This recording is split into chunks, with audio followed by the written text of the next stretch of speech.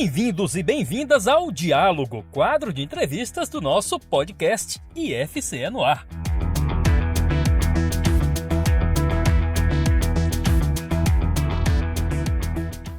Olá, eu sou a Alissa Carvalho e hoje nós vamos conversar sobre o Ecomaps e sobre a implantação de trilhas acessíveis no Cariri cearense. Essa entrevista está sendo gravada no dia 1º de agosto de 2024.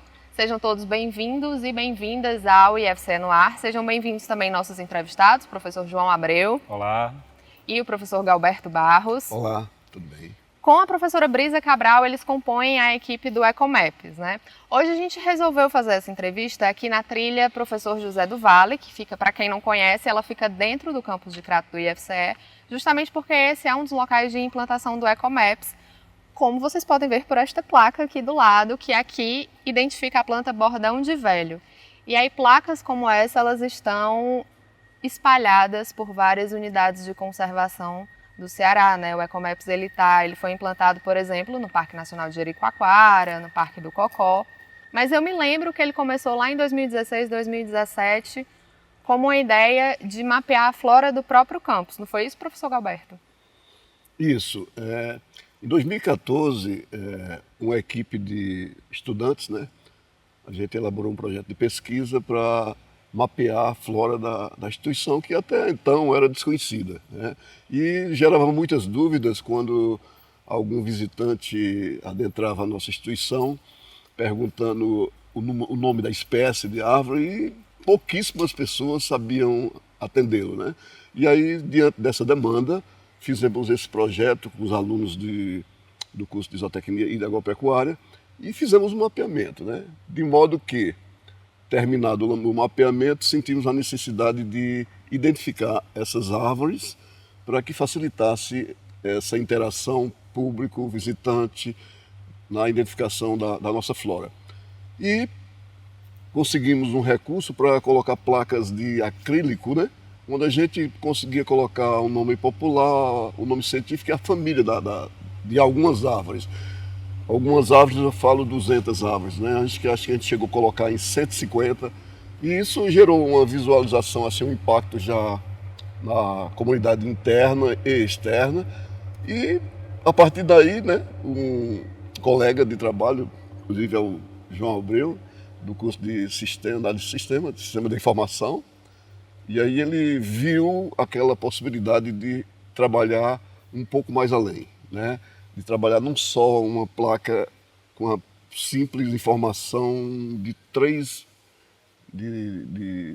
coisas da biologia e da sistemática. Ele queria uma informação maior. Na verdade, ver aquela placa era o que instigava a gente querer mais informações, né? Então a pessoa, quando via o nome popular, o nome científico e a família, naturalmente, né, era o que passava na minha cabeça, né? Naturalmente, rapaz, a gente pode ter mais informações sobre o que é que essa planta, como é que diz, qual pra fruto, para que ela né? serve, né, a utilidade dela, enfim, o uso popular, né? Então, na verdade, a gente pensou, né, em fazer, na verdade, uma melhoria, né? Uma melhoria com o uso Será do nativa, sistema, será né? exótica, se estava ameaçada de extinção, né? Então, muitas coisas surgiam na cabeça. Então vocês consideram o início do Ecomaps em 2014?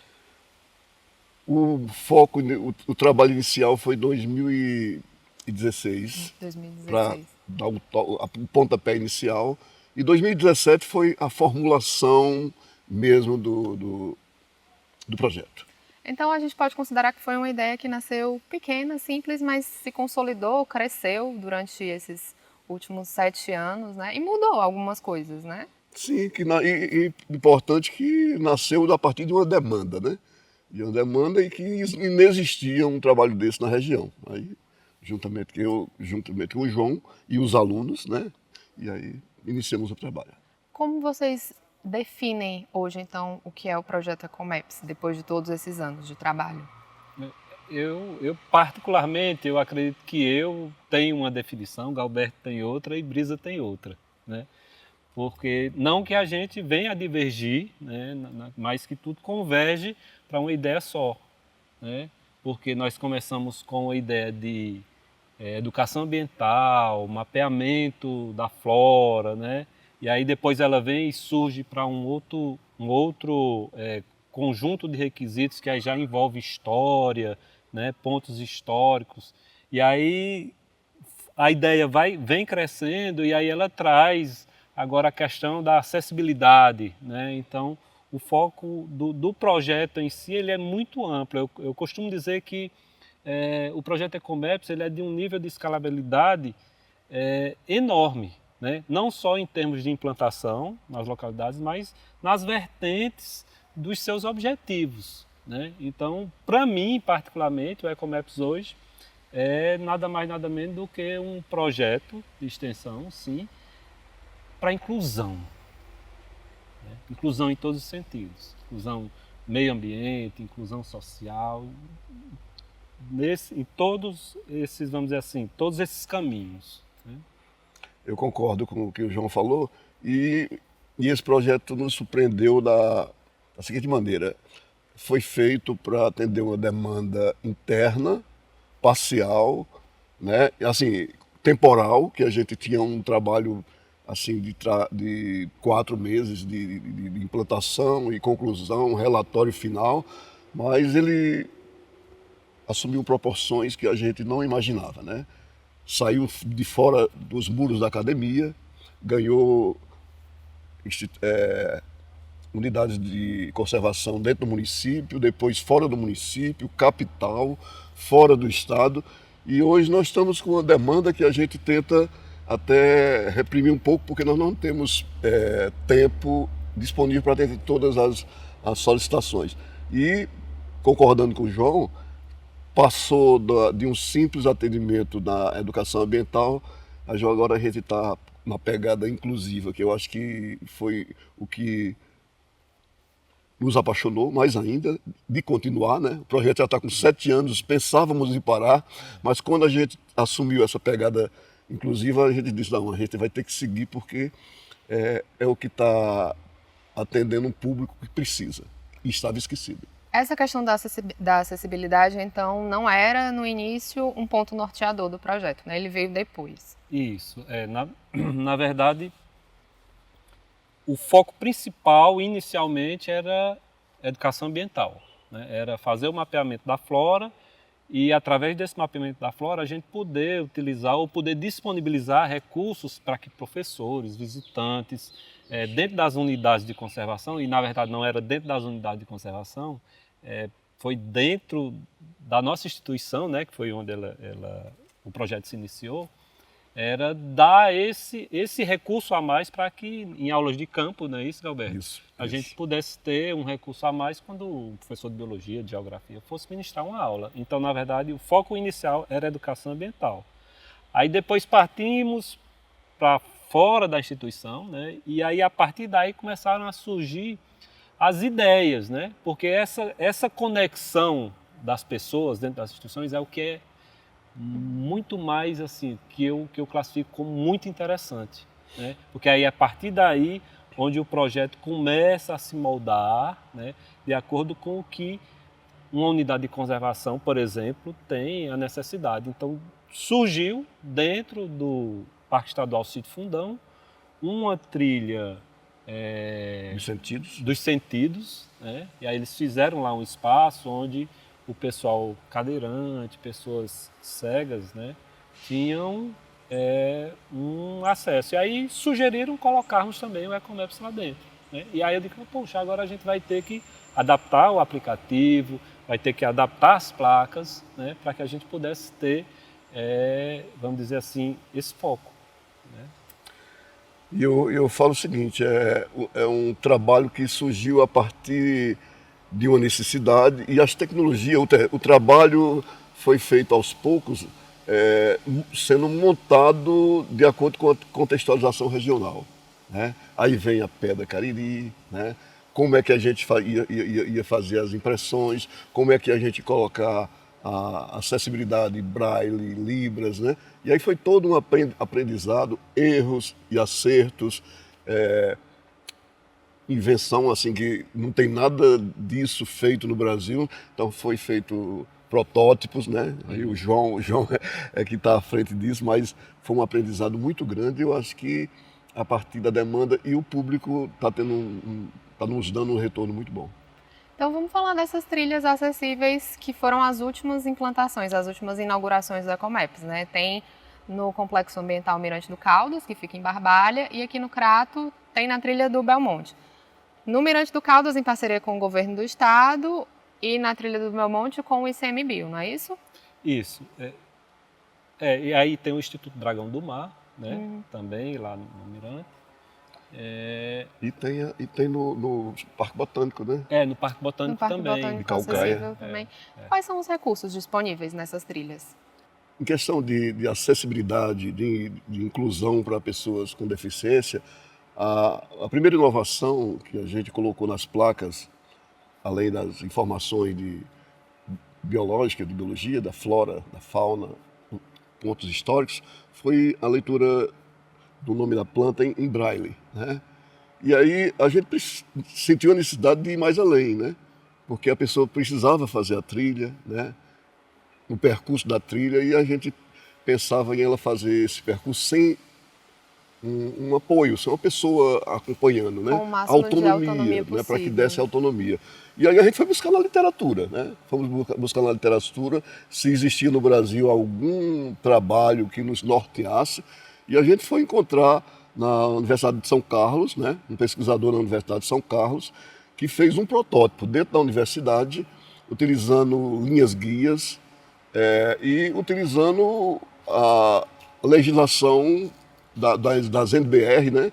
Para que a gente fizesse um trabalho atendendo à legislação vigente. Por exemplo, largura mínima da trilha, a não existência de obstáculos horizontais e verticais, a altura da linha guia, como deveria ser essa linha guia, o que é que a gente poderia colocar próximo às placas para que a pessoa conseguira sentisse que ali tinha uma informação.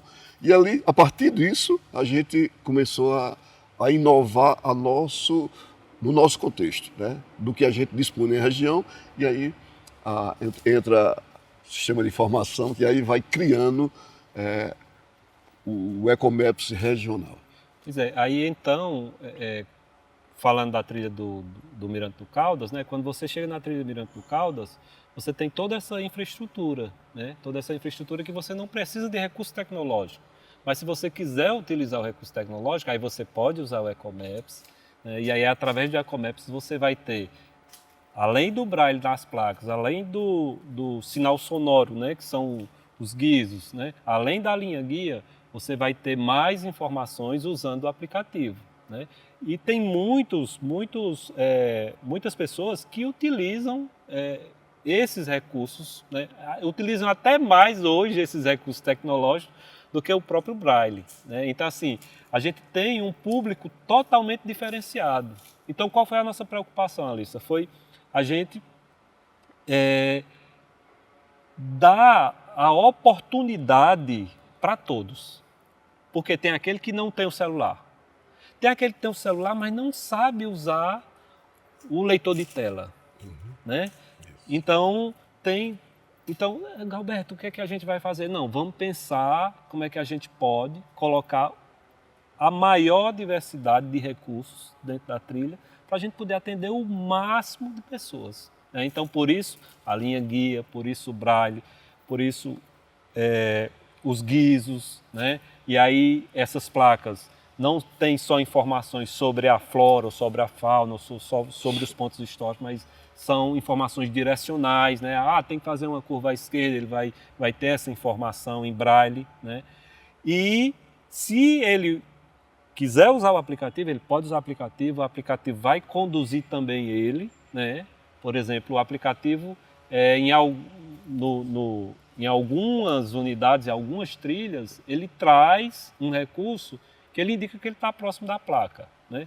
Mas só que a gente sabe que não é 100%, né? Não é 100%. Ele tem vamos dizer assim, um raio ali que ele dá aquela informação que é via satélite, né? Então, para nós não ficava tão preciso. Mas, por exemplo, trabalhamos o aplicativo para que ele pudesse dar informações, né? Para ele saber o que é que ele está navegando, onde ele está navegando, qual informação ele está buscando. Então, o aplicativo hoje, lá no Mirante, na trilha do Belmonte, ele hoje está totalmente acessível, o aplicativo. Então, tem informações que nós que não usamos, vamos dizer assim, eu costumo pegar uma frase de Germano, né?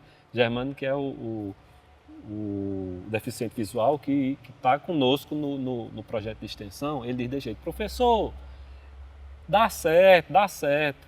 É o povo que é normal, sabe? Tá entendendo? Ele costuma dizer isso, né? E aí a gente sempre pega essa frase, enfim. Então, para nós que somos normais, como o Germano diz, né? Nós não temos essa informação. Só tem a informação eles que usam o leitor de tela, né? Então, eles estão sendo guiados ali a todas as informações dentro do aplicativo, né?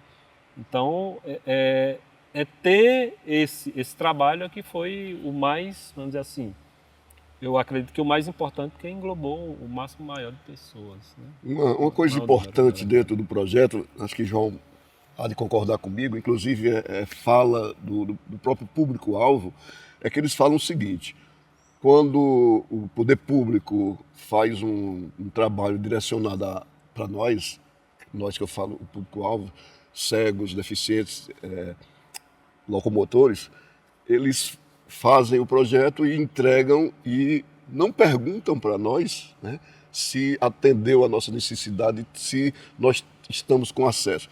Nós fizemos diferente. Quando da implantação dos projetos em toda a trilha, nós fizemos um convite ao Germano, né, que ele se tornou nosso parceiro, e após a implantação do projeto, antes do lançamento, nós convidamos o Germano convida colegas, fazem uma trilha experimental e nos dá um feedback. Precisa corrigir isso aqui está bom, e a gente faz as correções, só depois disso a gente abre para fazer o lançamento.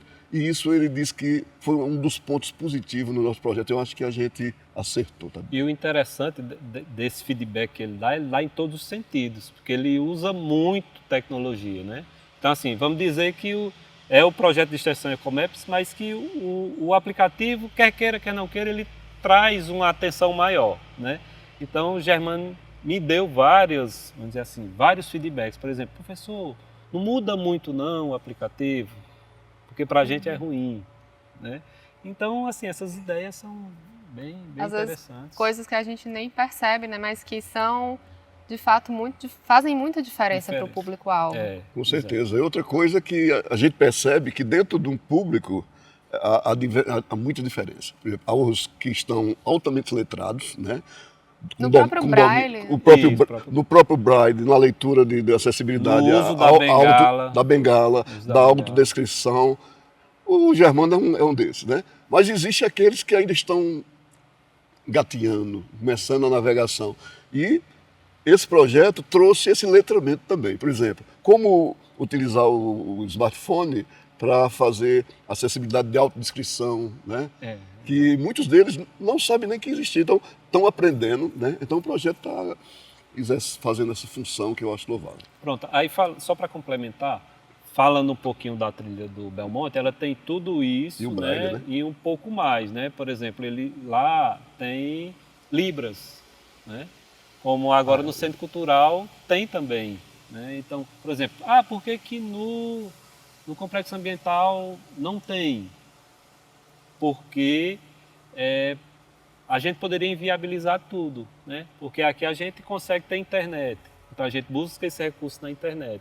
Então aí traz um intérprete digital, vamos dizer assim, para a pessoa que é surda.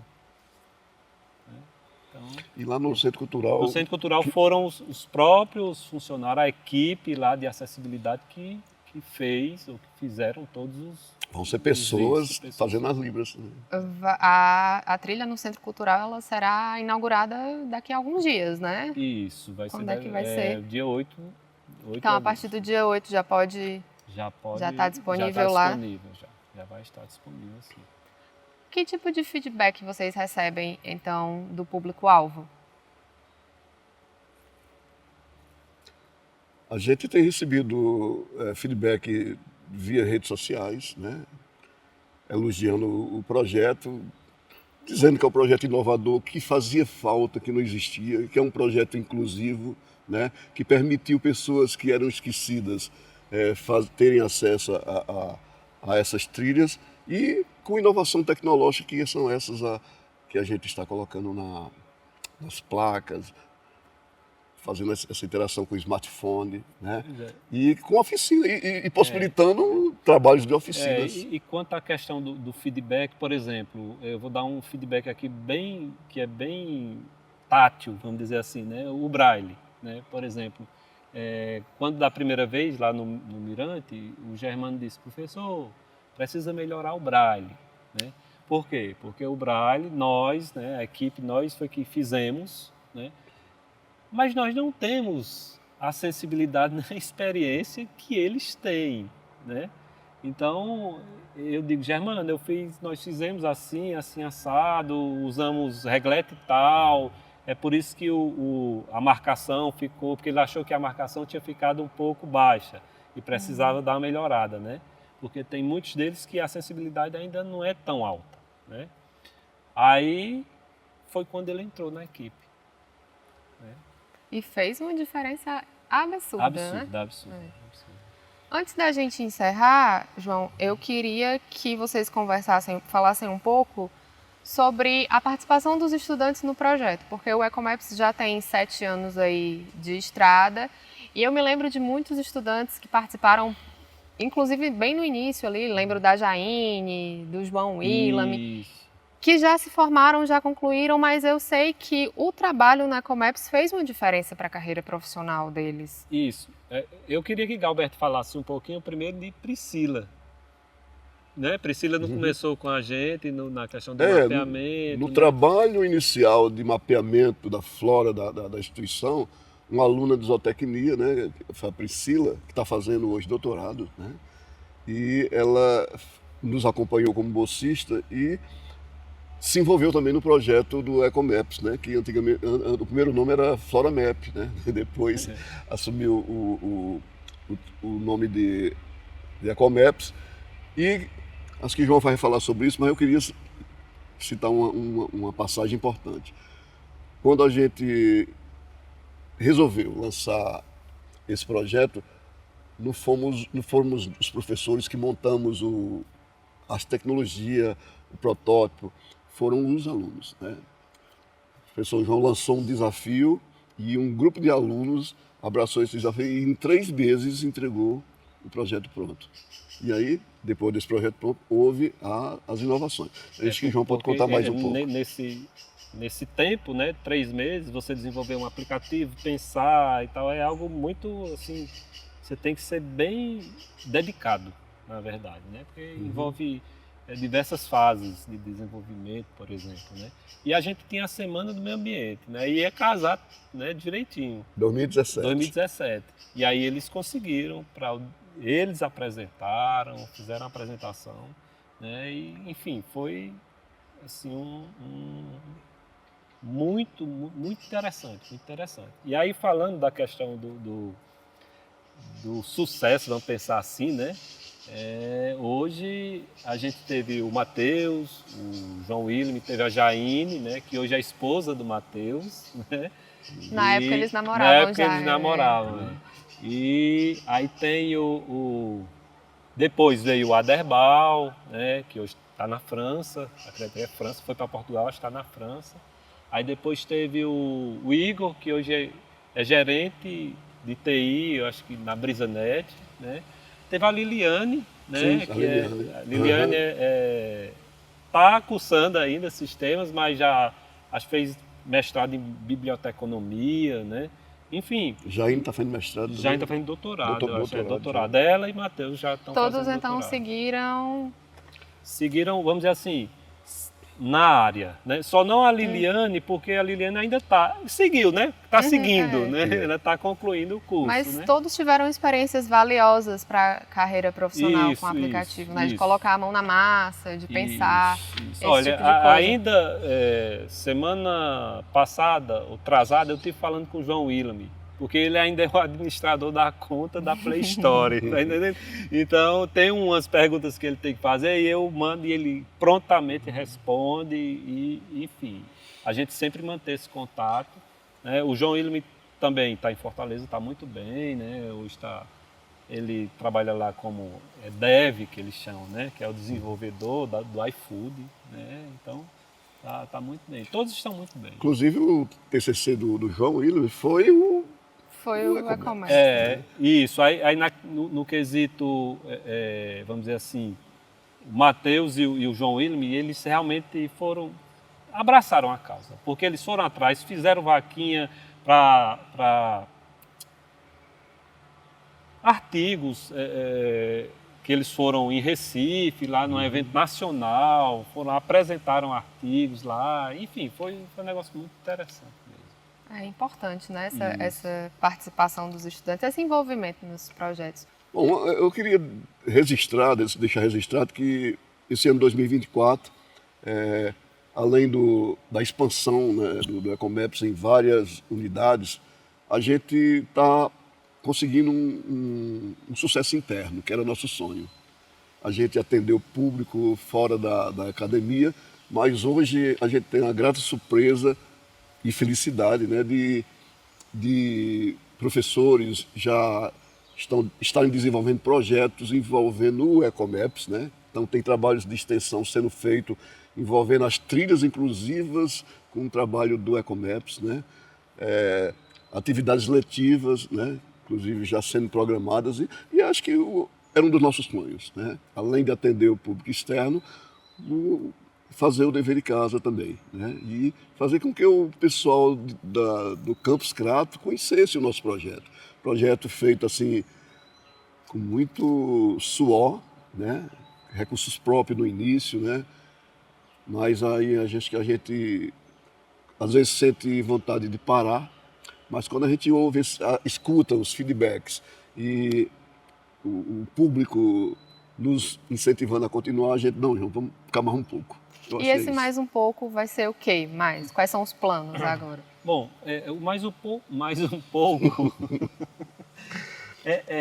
Eu costumo gabertar na hora de parar. Mas porque já? assim, não. Mas, só 7 anos. Pouquinho. Mas é porque, assim, a gente diz isso, às vezes, é como o Gaberto disse, às vezes tem um desestímulo, né, de determinada parte, em determinado local. Mas aí, como eu lhe falei, vem aquelas conectividades que são as pessoas que também acho que é muito importante, né? E aí vai fomentando para que a gente continue, né? Então a gente tem, agora, para o futuro, a gente tem uma trilha, né? Que é a trilha do Santo Sepulcro, no Horto do Padre Cícero, né? Já está agendado. Agendado agora para agosto. Temos também o Sítio Nicásio, que é está prestes a se transformar numa RPPN, né? Que é aqui para o lado de Santana do Cariri, né? E Aquasis, né? Tem Aquasis também, que a gente está tentando Soldadinho ver, né? Lá no Soldadinho do Araripe, eu não sei, é a reserva... É a reserva de Soldadinho do Araripe, né? Um RPPM também, um RPPM Então também. são muitos projetos ainda, Demandas, né? Eu acho que não vai ser um pouquinho, não. Acho que vocês vão ficar bastante tempo ainda. Tomara. Além de aumentar a acessibilidade e inclusão na trilha José do Vale, né? Que a gente vai readequar para ela ficar mais inclusiva para cadeirantes e para deficientes visuais, não é isso? É isso. A gente tem esse, vamos dizer assim, a gente está vislumbrando fazer isso e fazer esse mapeamento até o final da trilha. Né? A gente quer fazer, vamos dizer assim, vai ser uma trilha com aventura. Por exemplo, imaginar uma pessoa, a gente está imaginando uma pessoa que tem cegueira total, chegar até lá nos jardins ali, né? Então a gente está imaginando como é que a gente vai fazer isso. E aí vai ser o Germano que vai nos dar esse apoio também. E João é um visionário para frente aí, ele pensa aí em realidade aumentada. Como é que chama? Realidade aumentada, né? Mas sem spoiler, né? sem spoiler. Sem spoiler. Vamos divulgar por enquanto. Né? Então, acho que é isso, gente. Muito obrigada pela participação de vocês. Nós agradecemos aos professores Galberto Barros e João Abreu pela presença aqui no IFCE no Ar. E a gente fica por aqui. Acompanhe o nosso podcast nas plataformas de áudio Spotify e Deezer e também no nosso canal no YouTube, a IFCE TV. Até a próxima!